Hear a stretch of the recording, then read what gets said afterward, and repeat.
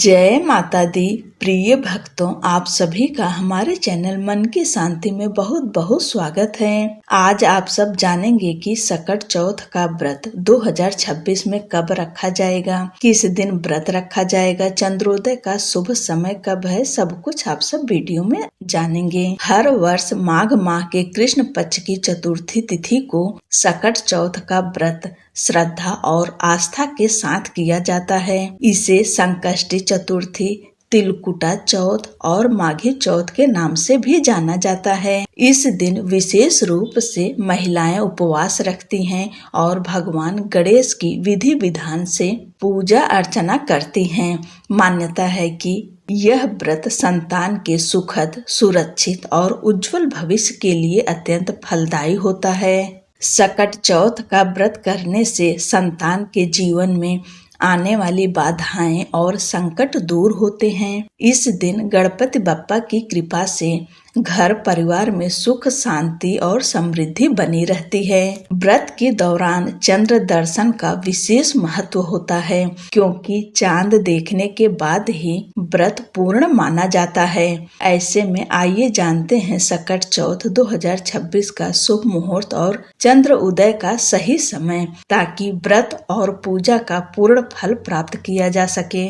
माघ माह के कृष्ण पक्ष की चतुर्थी तिथि प्रारंभ होगी 6 जनवरी 2026 को सुबह 8:01 पर और वहीं चतुर्थी तिथि समाप्त होगी 7 जनवरी को सुबह 6:52 पर। ऐसे में उदय तिथि के अनुसार और चंद्रोदय के आधार पर सकट चौथ का व्रत 6 जनवरी 2026 दिन मंगलवार को रखा जाएगा। यह दिन भगवान गणेश की विशेष कृपा प्राप्त करने के लिए अत्यंत शुभ माना जाता है। इस दिन व्रत और पूजा करने से संतान सुख, सौभाग्य और परिवार में सुख शांति बनी रहती है। सकट चौथ के व्रत का पारण चंद्र दर्शन के बाद ही किया जाता है। धार्मिक मान्यता है कि बिना चंद्र दर्शन के व्रत पूर्ण नहीं माना जाता है और इस दिन चंद्रोदय का समय है रात लगभग 9 बजे।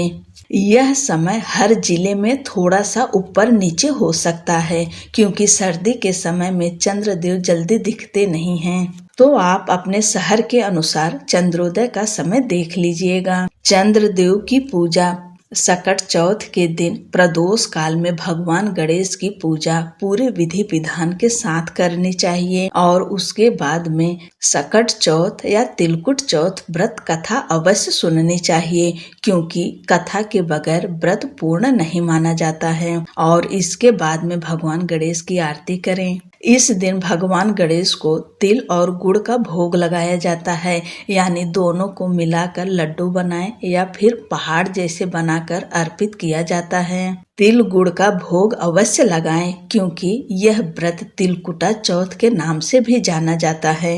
इसके अलावा इस दिन लड्डू का भोग लगाएं, मोदक का भोग लगाएं और शकरकंद का भोग लगाएं और बेर अगर आपको मिले तो आज के दिन गणेश जी को जरूर अर्पित करें। और एक बात का ध्यान रखिए, आज के दिन जो कुछ भी गणेश भगवान को अर्पित करेंगे वह 4 की संख्या में होनी चाहिए, यानी जैसे लड्डू चढ़ा रहे हैं तो 4 चढ़ाएं, मोदक चढ़ा रहे हैं तो 4 चढ़ाएं। इसी तरह से फल भी केला हो, शकरकंद हो, अमरूद हो, सेब हो, अनार हो, जो कुछ भी आप अर्पित करेंगे वह 4 की संख्या में करेंगे। और इस दिन चंद्रोदय की पूजा पूरे विधि विधान के साथ करनी चाहिए, यानी 1 लोटे में शुद्ध जल लें, उसमें गंगा जल मिलाएं, थोड़ा सा गाय का कच्चा दूध मिलाएं, सफेद तिल डालें, उसमें कुछ मीठा डालें, जैसे मिश्री हो, बतासे हो, उसे डालें, अक्षत डालें, सारी सामग्री मिलाकर और इसे भगवान चंद्रदेव को अर्पित करें। इसके बाद में चंद्रदेव को धूप दीप दिखाएं और उन्हें मिष्ठान का भोग लगाएं। सफेद मिठाई का भोग अवश्य लगाएं आज के दिन चंद्रदेव को। चंद्रदेव की पूजा करने के बाद ही अपना व्रत खोलेंगी, क्योंकि यह व्रत निर्जला व्रत रखा जाता है, यानी बिना जल के। जब आप गणेश भगवान की पूजा कर लें, चंद्रदेव की पूजा कर लें, उसके बाद आप जल ग्रहण कर सकते हैं, यानी अपना व्रत खोल सकते हैं। आप सभी को सकट चौथ व्रत की ढेर सारी शुभकामनाएं। भगवान गणेश अपनी कृपा और आशीर्वाद आप सबके बच्चों के ऊपर सदैव बनाए रखें। जय माता दी।